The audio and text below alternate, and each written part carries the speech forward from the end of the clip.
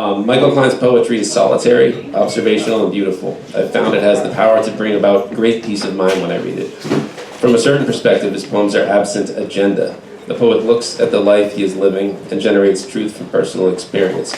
Complicated relationships, lost relationships, rides on the subway, radiators hissing in an Inwood apartment can fold into each other and generate tremors of calm and harboring insight. The level of order he's able to achieve in the implied disorder of reality is what makes us want to live in his poems with him, to join him and be solitary with him. He makes it look easy. He's not the type to proclaim his verse from the top of a mountain, nor is he the type to hunker away from the world in private and write for himself alone. He reminds us that extremes are easy, and finding that ground between them, living in the world, suffering in it, and seeing it well, means constant maintenance, the greater reward. Michael is a 5-time finalist and 2-time winner of the Lambda Award. He's also the author of 2 books of autobiography, and his work has appeared in Poetry, Paris Review, APR, Tin House, Bennington Review, and many other publications. He lives in Newport, Rhode Island, where he serves as a consultant to writers who are working on poetry and our memoir manuscripts. Michael Klein.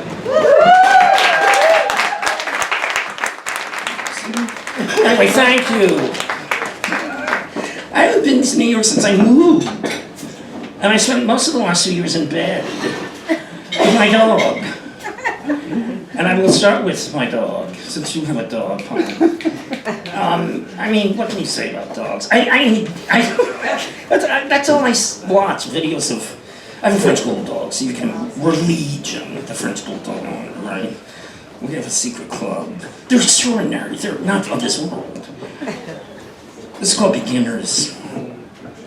Truth leaked out through 1963, 1:30 Eastern Standard Time, and Gary Oren's nervous laughter at the news of Kennedy's 12:30 Central murder, coming through a bad spill of static over PS41's cheap PA.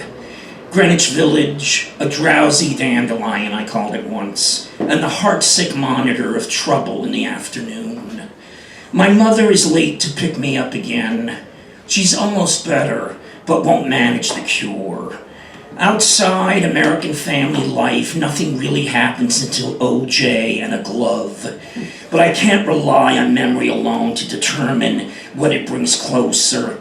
I know feelings change the currents of time, but we're wrong about feelings. They are facts. Which is why I go to my dog for all the important stuff. She's rifling through her morning bowl in the galley kitchen of both our late adulthoods. Poor Ruby, angel of everything. She wants to feel as much as I do. She is eating the world to save it.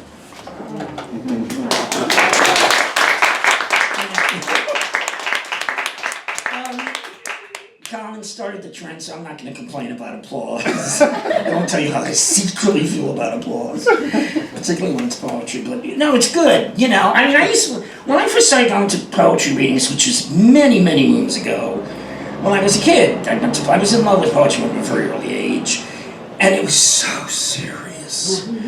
I mean, there was this great reading series in Ethical Culture School that was actually started by a woman named Elizabeth Cray, who was one of the founders of Poets House. And at one point, Adrienne Rich was one of the moderators, and she brought people like William Stafford and Diane Wachowski and William W.S. Merwin and a whole bunch of people. And I went every Saturday. And I sat next to Diane Wachowski, who, if you don't know Diane Wachowski, she has an extraordinary book called Inside the Blood Factory, among other books. And she's in her, how old is she? Must be in her 80s now, right? But I sat next to her once and I said, so how does it feel? Like I was 14. I said, so what does it feel like right before you start reading your poems? How do you feel? And she said, well, I usually get diarrhea. So, nice meeting you, Diane Wachowski. Anyway, but I got people to talk about things that I don't think they would normally talk about. Because I wanted to know poets. I didn't just want to know the poetry. I wanted to know what it was like to live as a poet. This is called Romance. That was the summer the marriage sidled into silence, reverberating so that each beat was already inhabited. The summer of sour air and ragtime piano from the cottage next door. Music you would only hear halfway because you were done with music for a while. knowing like every eternal, it would either come back or stay sounding in its haunting. You switched music out for a 700-page novel about men without women. It's a little life I'm talking about in this poem. About men without women that you lugged to the town's public pool in its first hour without children. Children floating inside the gathering dusk, taking them back to the cottages scattered on the beach like pieces in a game. The hour you first believed every pool returns to the stillness of a mirror. You could see yourself in it, the same but different. The marriage changing its look. The marriage playing out as a phase as dull as thinking about thinking. You want him to change in front of you. Voila, as brash as a soul charging out of the body to protect the body from the body. You want him open like last summer when he wanted to hear the rest of the story of your life. The tarot says you will finally write the story of your life beyond yourself, beyond any union with any man you ever met in the sun. You will write the cards say, you are writing the cards say to inside your own civil twilight, the moment it takes for a star to rock just below the line, and the light is only the stars shooting or falling on every dime they have to make to be visible to us. A kind of romance. Romance, the great movie maker. Romance, the scented trail of regret. But beautiful, like the song, love is funny or it's sad. Debussy's most beautiful song is called Romance. I learned it in a chorus that shook the top floor of the school during 8th period and kept singing into the afterwake of chorus, up and down the treachery of staircases that remember every student protest we made in those American years of invasions. The beauty of Romance was how the French dissolved into the music from somewhere unpredictable. That song is always with me, a little duller from forgetting how to sing. Well, not forgetting exactly, but not being able to lift the voice the same way again into that much praise.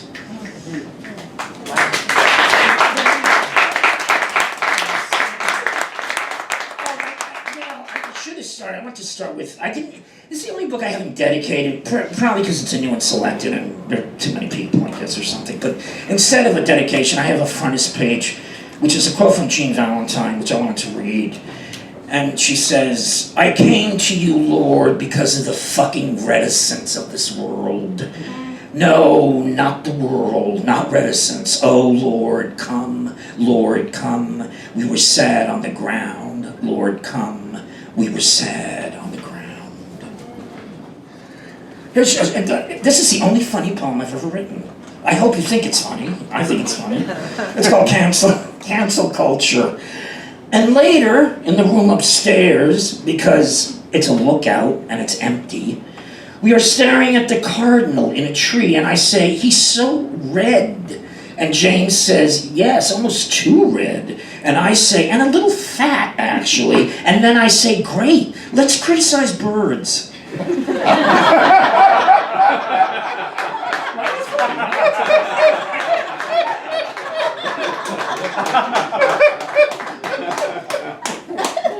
That was a poem in which the last line was written first. True story, verbatim. This is called Cradle. It's a new poem. And it's a little long, but not really. And it's prosy. There's some prosy things in here. I'm now writing, one of the things I'm doing that's I won't go into, but boy, it shifted my world around. I'm helping a woman write a true crime book. The crime is extraordinary. I won't go into it, but it was very well publicized. And the only reason I'm helping her is because I happen to know the people involved, which is a whole other story. But man, I happen to love true crime, and I feel like during the pandemic, I sort of became addicted to stories. I watched like every Dateline episode.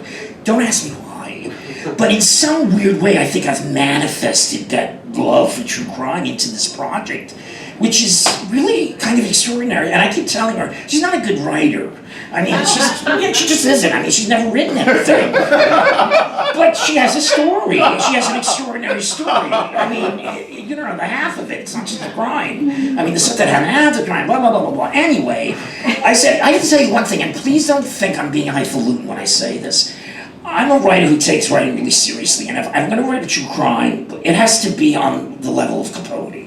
I'm being very serious. I said, it's not going to be on the level of Capote, but I said, I'm not interested, I don't care about the crime. I care about the way you came into it and how it changed you, and how to make the language of something so horrifying gorgeous. And Capote did it, and Norman Mailer did it in the Executioner's Song, and I'm sure there are other great true. So she gets that. She really does get that, and so I'm having a great time with her. Anyway, I'm sorry I diverged. I'm really tired. I mean, that's why I'm rattling, because it's only 5 fucking hours to get here. How long did it take you to get here? Did you drive? Yeah, I did. How long did it take? About 5. Oh yeah, it's supposed to take 3.5. Right. But I got detoured to the UN, where there was an extraordinary. I'm glad I saw it. Gaza, as LOV is in Robert, Indiana. If you remember Robert, Indiana. This is called Cradle. It's a declaration of faith that the spiral staircase leading to his door should be, for weeks now, in the process of renovation.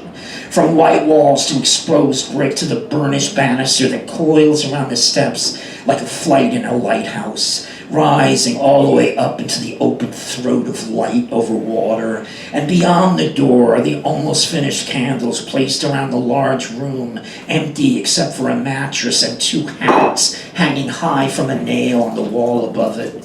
It's cool there. It's later summer, and the air conditioner makes no noise and changes so delicately the air for which it stands. And my friend reads something that has a bundle of lines about a poem being a veil that you throw into a room that lands on something and gives you the shape of what's to become a poem.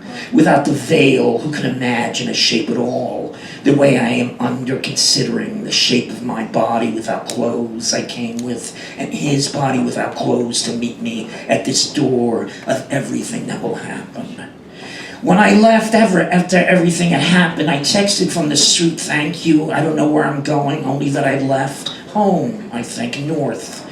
I'm looking for a door in the sky. There is a door in the sky, I said earlier, and he laughed. I loved to text him every afterwards with something I had already said so that he could see what it looked like, written down, and be the same and something else, the way we have always been with each other. We talked about the door before and after the lovemaking that always put me in the cradle of the lovemaking, the hollow of the bodies, of the one and only body, a sensation. She was homeless for a place she'd never been, David Calstone wrote of Elizabeth Bishop. The distance of the distance, and how feeling rises out of a void, loneliness like powder that touches everything. When you travel, you don't exist, Elizabeth Hardwick wrote in Sleepless Nights, a Southern love song to At One Intersection, Billie Holiday. I am walking in my city of origin after leaving a story about sex, him in the crow's nest, looking down as I must look up to him now, somebody smaller on a map instead of a street. The city is the one street in the mind of the beloved, and I am the journey maker, having framed the mind of the beloved into the meaning for this picture of night. It's New York City. It's down to the newspaper, blowing up Amsterdam. No traffic for miles. Only the lights to say we aren't gone yet. We're gonna stay even when the lights are gone. We're gonna stay because we take the city into us and walk the city to shake it out of us and rocks us in its cradle of wealth and forgetfulness and homelessness. The newspaper caught now on 86th Street, pulled under the wheels of a cab. I will get the cab for home after this last cigarette, after sex. I told him I wanted to fly. I will meet you in the midair, I said, in the lift, already to the midair. You can do that, he said. You could do that, I said. The second or third time I met him, he said he saw angels like little Christmas lights bringing him the next day, and the next day, and the day after that. There's a beautiful scene in a movie I can't remember the name of, except that Holly Hunter is in it, and her guy in the movie is a pilot, I think, the Air Force, I think. And they're saying goodbye to each other before he gets on board the plane, sitting on an anticipatory airfield of Holly Hunter's goodbye to her guy. You know already the plane is going to crash because of the goodbye. You know the plane's going down because the only reason Holly Hunter is standing there in her completely inappropriate dress for an airfield and her almost completely inappropriate articulation for goodbye, which she is making sound like the same goodbye for the person with a terminal disease. Just before her guy lifts himself into his flying coffin, and just before she breaks away from her terminal disease goodbye, she whispers, "These days are fragile. These days are fragile."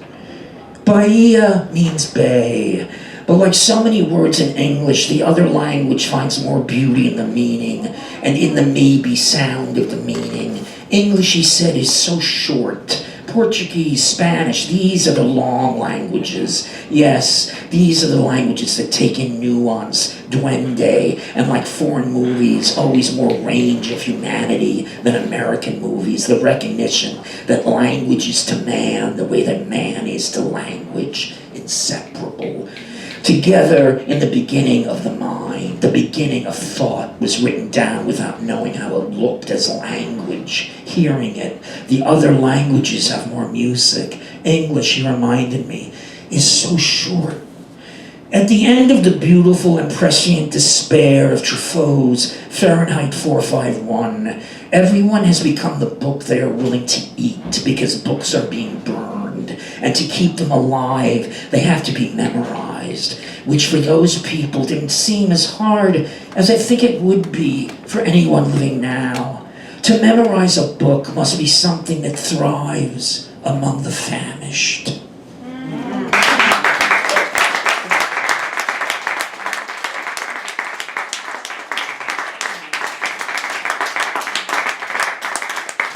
I love you all. I want to start a thing. I want to start a thing of like stand-up comedy and poetry. Like I want them together because I'll tell you why. There's a good reason for this. If you like comedy, if you like jazz, you like comedy. If you like comedy, it's the golden age of comedy, don't you think? It really is, and there's a very good reason for it, which I won't go into. But I also think it's a golden age for poetry. I think we're in a golden age. I really do. The pandemic was a portal to that golden age, I think, if you believe what Arundhati Roy says in her essays, and I happen to believe that. So anyway, that was apropos of absolutely nothing. But I just what they say, pattering, so I can figure out what the next. I'm going to read 2 more poems. Is that okay? Is that good enough? Okay. I don't want to keep you long. Well, 2, 3, because they're short. Why not? And I had all this stuff circled, and I'm not paying attention because I'm a little nervous. Okay, okay, I got it. This is called. Peter Orner is a poet. Well, he is a poet actually, but he doesn't write poetry. If you know Peter Orner, he's a writer, a wonderful writer. He writes novels and essays, wonderful, wonderful essays. And I took 2 classes with him just because I wanted to be in the same room with him. He's also really cute, I have to say. And he has a twin who actually is gay and writes graphic novel. He wrote a wonderful graphic novel about, what's his name? Barney Frank. Anyway, this is called based on a review of a new book by Lydia Davis that was written by Peter Orner. And Peter's a great teacher. I learned a lot from him, actually, about memoir. You really have to have joy around your brain when you're reading Lydia Davis. You have to practically forget everything you know after reading, otherwise you might feel like my friend Kate when she stood with her mother in front of Picasso's Bouquet of Peace and said she could have painted the hand with all the flowers in it. And her mother said, "Ah, dear, but you didn't." Right? I mean, the first abstract art, right? Looking at a canvas of, that was Rothko.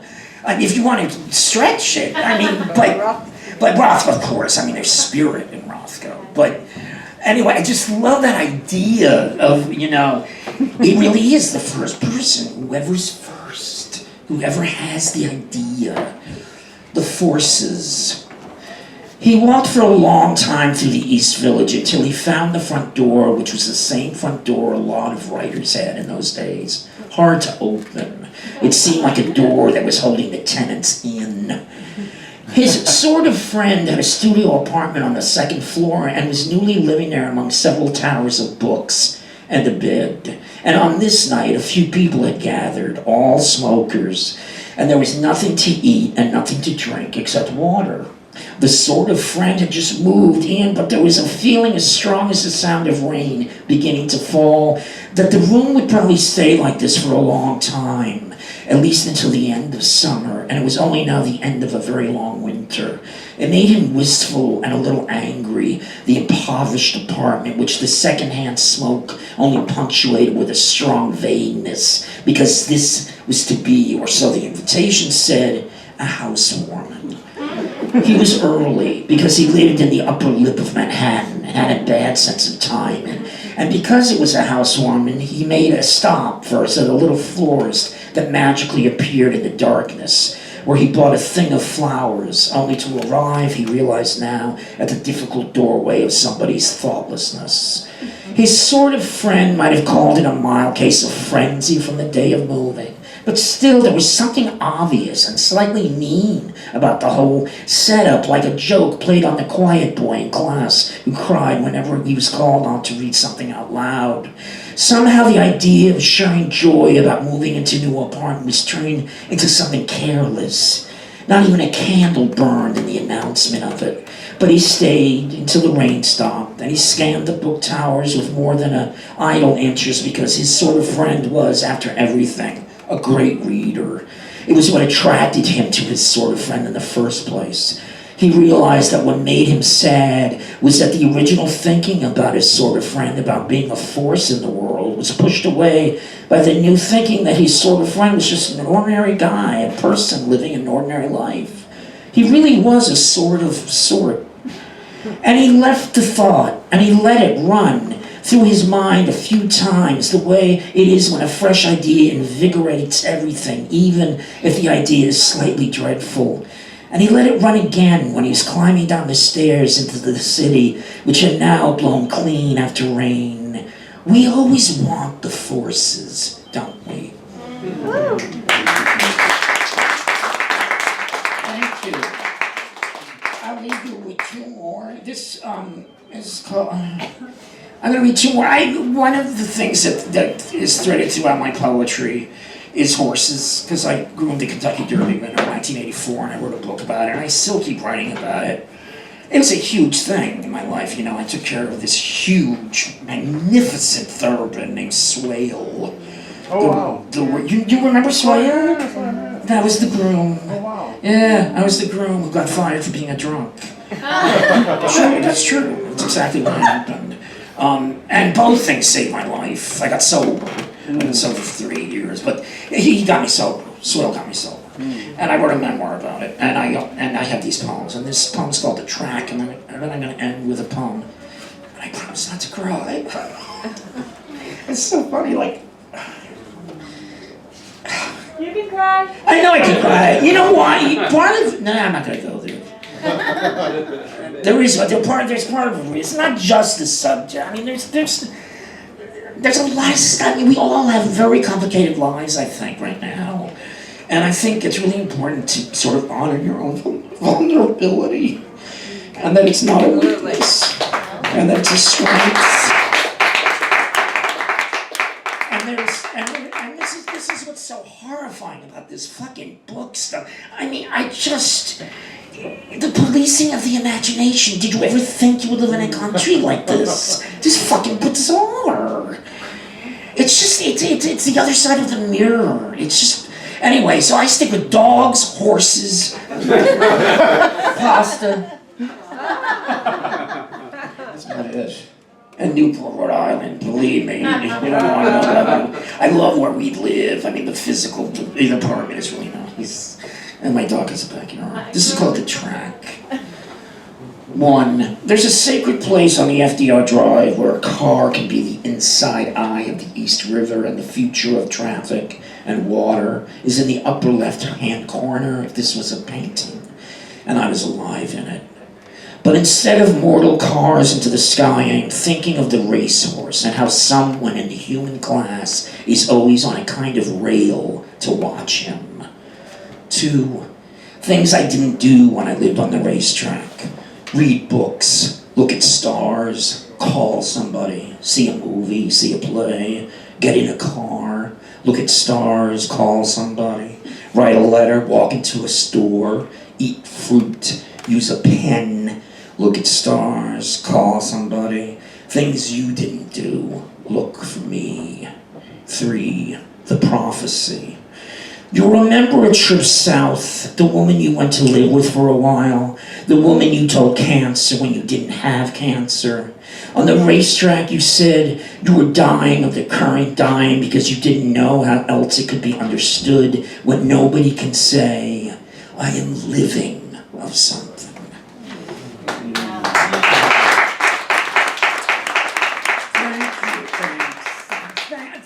Colin, thank you so much. It was such a fantastic reading, and everybody for coming to this little cigar box of a bar. It's so funny. It reminds me. I always feel like I'm in Germany when I'm in this place. It's just, right, and I've been to Germany. I mean, it's not purely a man. Definitely German bar. It's right. Definitely. Dark. They're dark, and Marlene Dietrich. Swale, this is called. The horse himself. It's Derby Day. 89 years ago. It's Derby Day, and it's been 30 years since 1984 when I stood in the grandstand at Churchill Downs.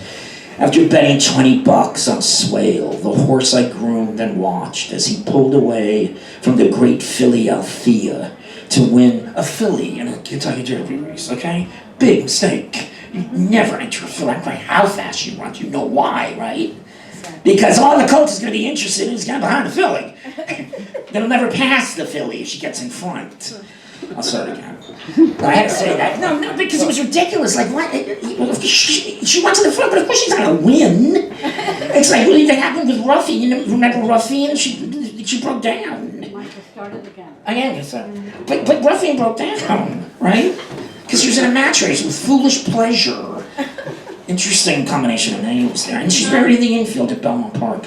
I worked for the vet, by the way, who worked on her, and the reason they had to put her down was because they fixed her ankle, which she broke and it shattered, but she came out of the anesthesia and she re-broke it, and then there was no hope. That's why they put her down. Swale, I know a lot about horses. You learn a lot about horses when you work on the racetrack, even if you don't want to know about horses. It's Derby Day, and it's 30 years since 1984 when I was at the grandstand at Churchill Downs after betting $20 on Swale, the horse I groomed, and watched as he pulled away from the great filly Althea to win the 110th running of the race. 30 years, and a lot of souls have risen to the upper register of life, and my own life has been made more reachable by what their love did to me. And I read some books, and I wrote some books, and I watched performances that moved my thinking. I've seen the man who gave me horses go back to his mother, and I've seen other horses break down or go home to the grasses of their beginning to make more of their blazing kind. And after it all, I met the love of my life, and when the government turned something over, I foolishly married him. Foolishly only because all marriage is foolish, an errand into the maze. It's Derby Day, and I'm remembering my life in a stable and the ordinary living that spilled around it. I've eaten good food in places that had views of the everlasting, and I'm certain I've seen the face of God on more than one occasion. And I've held animals so close to my own body that something in theirs must have passed through mine. But nothing has given me more life than watching that big, black, beautiful, shining soul run through the animal line and past all comprehension into the music of his speed and win that race on the first Saturday in May in the year of forever. Here's to Swale and to others of his kind. kind creature of my joy and of my sorrow. Thanks.